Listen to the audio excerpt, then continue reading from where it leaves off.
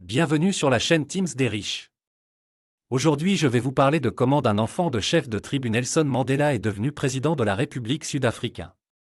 Alors pour commencer, si tu t'es pas encore abonné à la chaîne, abonne-toi et n'oublie pas d'activer la cloche de notification pour ne pas manquer nos prochaines vidéos. Bon visionnage.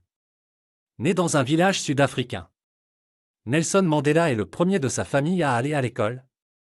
Étudiant talentueux qui démontre des tendances rebelles. À son jeune âge, il a été renvoyé de l'université pour avoir participé à un boycott contre l'institution. On s'attendait à ce que Mandela devienne le chef de son tribu comme son père. Mais il a plutôt choisi d'étudier en droit.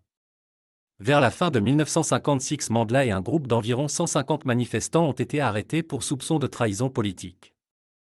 Après un long tribunal, le groupe a été acquitté. Bientôt après, Mandela a changé sa position et a proposé que les conflits étaient la seule façon de mettre fin à l'apartheid. Peu après, en 1962, Mandela a été arrêté pour une grève qu'il avait organisée l'année d'avant. Il a été condamné à 5 ans de prison. Cependant, il a passé 27 ans de sa vie derrière les barreaux. Il s'est battu tout ce temps pour la liberté de son pays. Il dit, « L'argent ne crée pas le succès mais la liberté de le faire le fait ». Mandela était un homme de foi, un homme courageux qui a pu tenir tête aux colonisateurs. Il disait à ses élèves que l'éducation est l'arme la plus puissante que vous pouvez utiliser pour changer le monde. Que les personnes courageuses n'ont pas peur de pardonner au nom de la paix. Qu'il n'y a pas de chemin facile vers la liberté.